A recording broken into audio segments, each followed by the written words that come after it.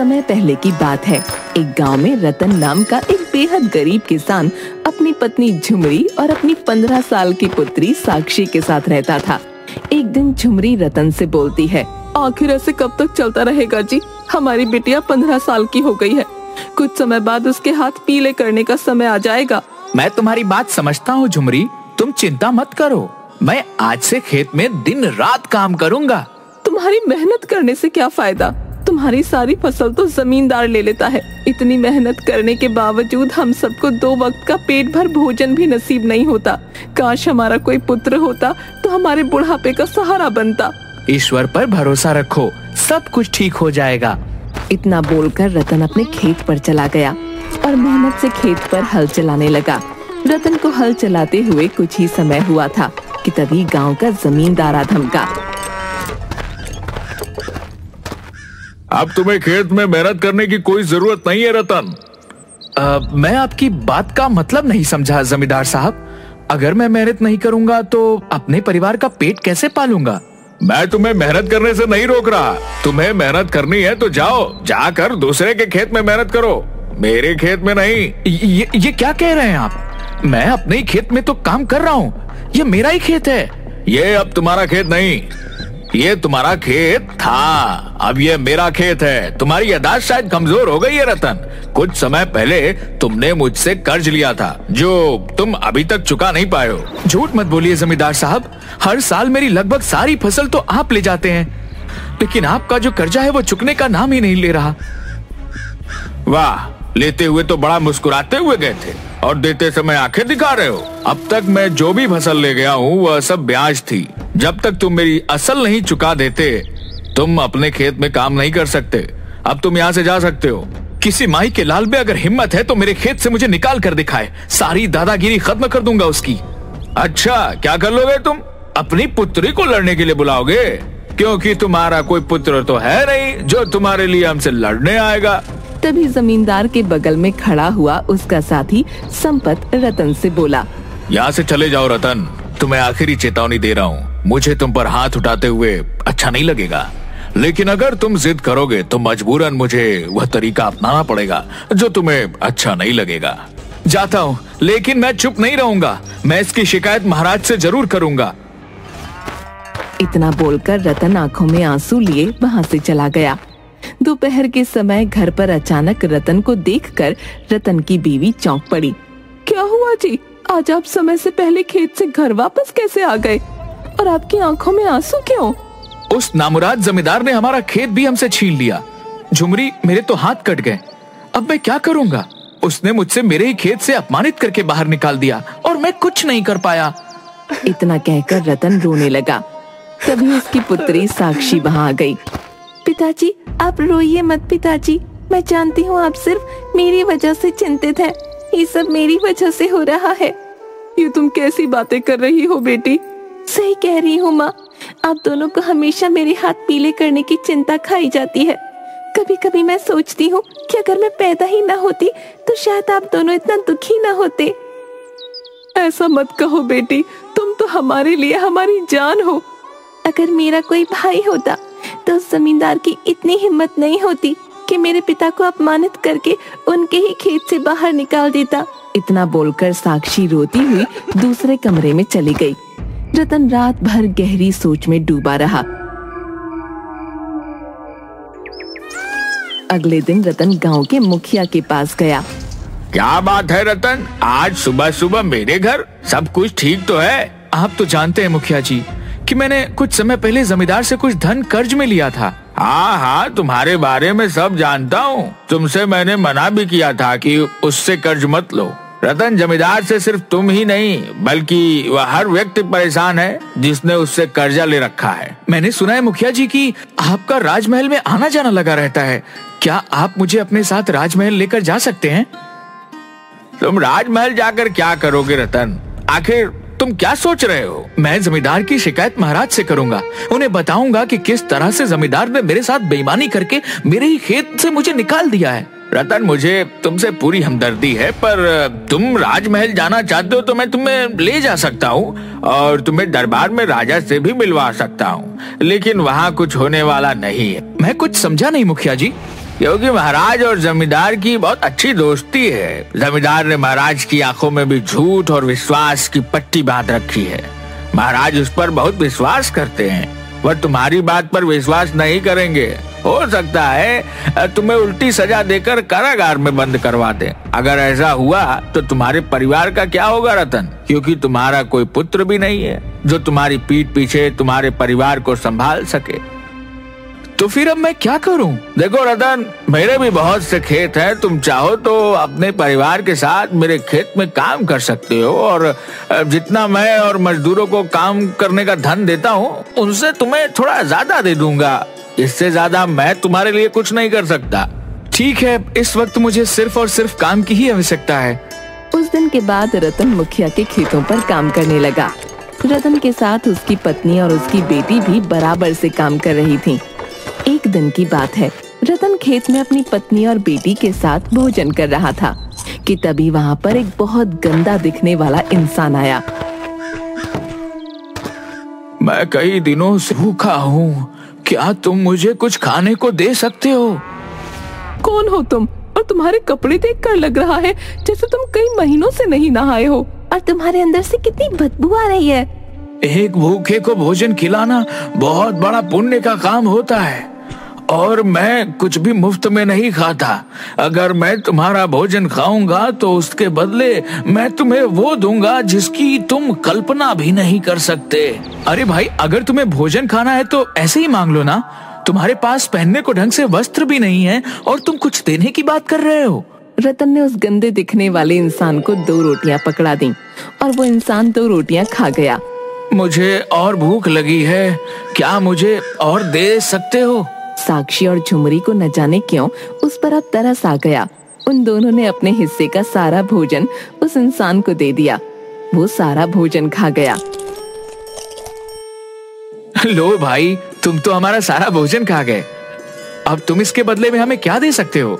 रतन ने इतना कहा ही था कि तभी उस व्यक्ति ने जमीन से गीली मिट्टी उठा ली। उसने झुमरी और रतन के पसीने की कुछ बूंदें उस मिट्टी में मिला दी और उस मिट्टी से एक सुंदर दिखने वाले लड़के का पुतला बना दिया। यह लो,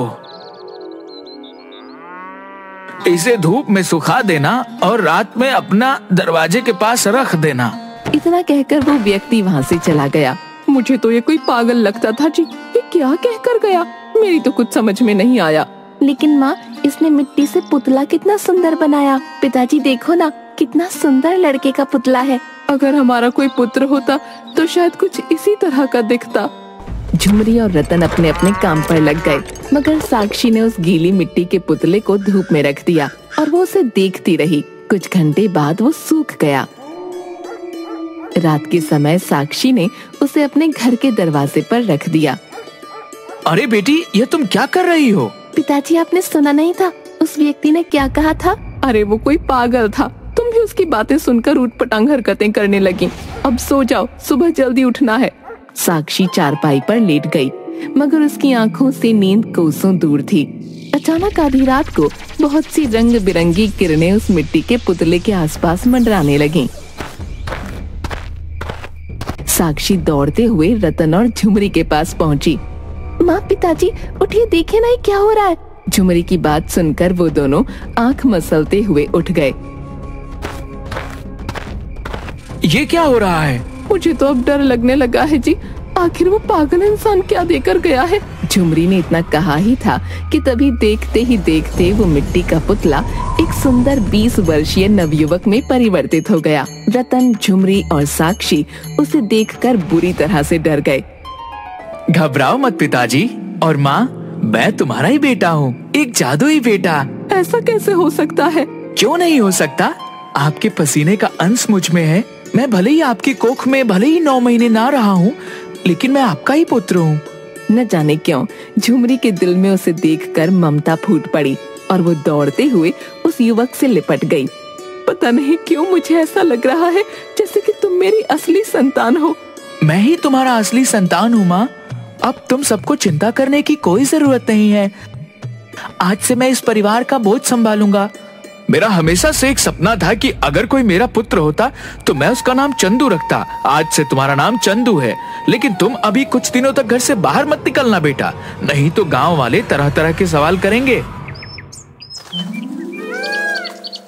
कुछ दिनों तक चंदू सबके साथ रहकर घुल मिल गया। अब सभी लोग उसे अपना परिवार का सदस्य समझने लगे। कुछ दिनों बाद रतन चंदू को खेत पर काम के लिए लेकर गया। अरे रतन, तुम्हारे साथ ये सुंदर नवयुवक कौन है? ये मेरा पुत्र है। पुत्र? अरे भाई, जहाँ तक मैं जानता हूँ तुम्हारा तो कोई पुत्र नहीं है। ये रातों रात पुत्र कहाँ से आ गया? ईश्वर चाहे तो सब कुछ हो सकता है मुखिया जी। समझ लो कि ईश्वर को मुझ पर दया आ गई और उसने मुझे एक पुत्र दे दिया। तुम्हारा पुत्र तो दिखने में बहुत ही हट्टा कट्टा और बलिष्ठ है। रतन, फिर तुम्हें जमींदार से अब डरने की कोई जरूरत नहीं। इतना कहकर मुखिया वहाँ से चला गया। यह मुखिया जी क्या बोल कर गए हैं पिताजी? छोड़ो चंदू, जाने दो, तुम इन सब बातों में मत पड़ो। नहीं पिताजी, आपको मुझे बताना ही होगा। आखिरकार मैं आपका बेटा हूँ और एक बेटे को अपने पिता की हर बात जानने का अधिकार होता है। रतन ने सारी घटना चंदू को बता दी। अच्छा, तो इसका मतलब यह है कि मेरे पिता की जमीन पर जमींदार ने कब्जा कर रखा है। आप चलिए मेरे साथ। लेकिन चंदू, तुम नहीं जानते जमींदार बहुत ही धूर्त और मक्कार व्यक्ति है और बहुत शक्तिशाली भी है। मेरे पास सुबह में भी ताकत कम नहीं पिताजी। लगता है आपको मेरी शक्ति का अंदाजा नहीं है। चलिए आप मेरे साथ। जब हमारा खेत स्वयं मौजूद है तो हम दूसरों के खेत में काम क्यों करें? चंदू सारे परिवार को अपने खेत पर ले गया। अचानक रतन, झुमरी, साक्षी और उस युवक को देखकर जमींदार हैरत से रतन की ओर देखकर बोला, तुम यहाँ पर क्या कर रहे हो रतन? रतन के बोलने से पहले चंदू जमींदार की आंखों में आंखें डालकर बोला, यह मेरे पिताजी हैं और यह मेरी माँ है और मैं इस लड़की का भाई हूँ और मैं अपने खेत में हल चलाने के लिए आया हूँ और तुम सब लोगों को यहाँ से धक्के देकर बाहर निकालने के लिए आया हूँ। ये क्या बचपना है रतन? जहाँ तक मैं जानता हूँ तुम्हारा कोई पुत्र नहीं है। तो अब जान लो, ये मेरा ही पुत्र है। आखिर ये चल क्या रहा है? लेकिन अगर तुम सीधी तरह से इस खेत से यहाँ से नहीं गए तो मुझे मजबूरन तुम सबको धक्के देकर यहाँ से बाहर निकालना पड़ेगा। वो तरीका भी आजमा कर देख लो जमींदार। मैं तुम्हें कुछ समय का मोहलत देता हूँ, अपने आदमियों के साथ यहाँ से निकल जाओ। शायद तुम नहीं जानते बच्चे, तुम्हारे पिताजी ने मुझसे कर्ज लिया था। मेरे पिताजी ने तुमसे जितना कर्ज लिया था उससे कहीं ज्यादा तुम उनकी फसल छीन कर ले गए। तुम्हारा कर्जा चुकता हो गया, अब तुम यहाँ से जा सकते हो। चंदू की बात सुनकर जमींदार का आदमी संपत क्रोधित हो गया। वो जैसे ही चंदू को मारने के लिए आगे बढ़ा, चंदू ने एक मुक्का संपत के मुंह पर जड़ दिया। संपत वहीं बेहोश हो गया। ये देखकर जमींदार डर गया। मैं चुप नहीं रहूंगा, इस मामले को महाराज तक लेकर जाऊंगा। जहाँ ले जाना है वहाँ ले जाओ, मगर इस वक्त यहाँ से चले जाओ, नहीं तो महाराज के पास तुम अपनी दोनों टांगों पर चलकर नहीं जाओगे। जमींदार डरकर सारे आदमियों को वहाँ से लेकर चला गया।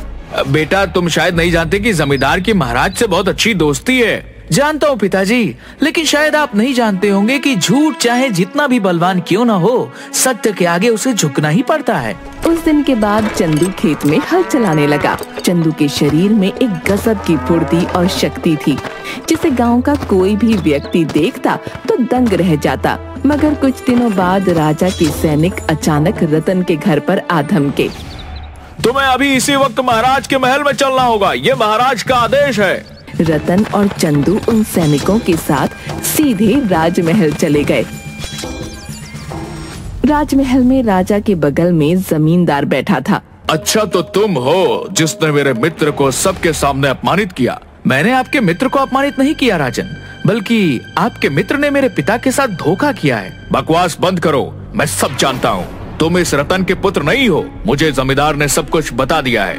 रतन का पुत्र है ही नहीं, तो फिर तुम कौन हो? महाराज, ये कोई जासूस है, इसे पकड़कर कारागार में बंद कर दीजिए, ये आपकी राजगद्दी के लिए खतरा है। मेरा भी शक यही है। मैंने गांव में अपने गुप्तचर भेजकर पता करवाए हैं और मुझे पता यही लगा है कि रतन का कोई पुत्र है ही नहीं। यह जरूर किसी दूसरे देश का जासूस है जो बहरूपिया बनकर मेरा राज्य मुझसे छीनने आया है। राजा ने इतना कहा ही था कि तभी उस राजमहल में अजीबोगरीब रंग बिरंगी किरणें मंडराने लगीं और देखते ही देखते उन किरणों में वही गंदा दिखने वाला व्यक्ति सबके सामने आ गया। वो अचानक एक साधु में परिवर्तित हो गया। कौन है आप? मैं एक साधु हूँ महाराज। रतन बिल्कुल सही कह रहा है, यह पुत्र उसी का है। लेकिन साधु महाराज, रतन का तो कोई पुत्र है ही नहीं। हाँ, यह सत्य है कि रतन का कोई पुत्र नहीं है। रतन की गरीबी देखकर मुझे उस पर दया आ गई और मैंने एक मिट्टी के पुतले में रतन और उसकी पत्नी का पसीना मिलाकर एक पुतला बनाया और उस पुतले में इन दोनों की पुत्र प्राप्ति की सच्ची श्रद्धा से जान आ गई। अब यह रतन का ही पुत्र है और जमींदार झूठा है। हाँ महाराज, आपके मित्र ने आपका नाम लेकर समाज में डर और भय का माहौल बना रखा है। इसने बेईमानी से मेरा खेत मुझसे छीन लिया था। राजा क्रोधित होकर जमींदार से बोला, क्या यह सही है? मुझसे गलती हो गई, मुझे क्षमा कर दीजिए महाराज। इस धोखे के लिए तुम सजा के अधिकारी हो। सिपाहियों, कारागार में बंद कर दो इस कपटी को। क्षमा महाराज, क्षमा। रतन, मैं तुम सबका क्षमा प्रार्थी हूँ। अब तुम राज्य में अपने परिवार सहित सुखी जीवन यापन करो। धन्यवाद महाराज। इसके बाद रतन अपने परिवार के साथ खेती कर खुशी खुशी रहने लगा। किसी ने सच ही कहा है, झूठ चाहे कितना भी बलवान क्यों न हो, उसका पतन पक्का है।